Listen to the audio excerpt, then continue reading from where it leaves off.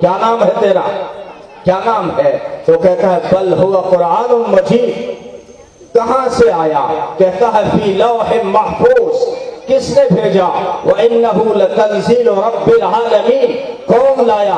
نزل بِهِ الروح الامین۔ ارے آیا کہاں؟ کہتا ہے عَلَىٰ قَلْبِكَ لِتَكُونَ مِنَ الْمُنذَرِينَ۔ محمد عربی صلی اللہ علیہ وسلم کے دل پر آیا ہوں، کیونکہ اللہ کا کلام تھا۔ الحمدللہ، ماشاءاللہ بہت جلال تھا، اللہ کا کلام تھا، بڑا جلال تھا۔ ڈائریکٹلی اگر کسی چیز پہ آتا وہ چیز اس کلام کو برداشت نہیں کر سکتی تھی۔ آسمان چرچرانے لگے تھے، زمین نے انکار کر دیا تھا، پہاڑوں نے انکار کر دیا تھا۔ رب العالمین کو قرآن کو تو اتارنا تھا، کہاں اتارے؟ اپنے محبوب کے دل پر اتارا۔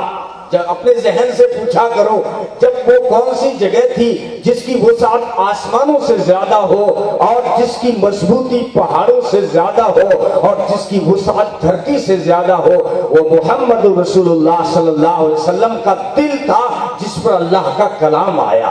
اور جب اس وہ رحمت کا سینہ، جو رحمت کا خزینہ، اس میں جب کلام آیا تو ایسا فلٹر ہوا کہ وہ جو خشیت تھی، وہ جو ہیبت تھی، وہ رحمت اور برکت سے بدل گئی۔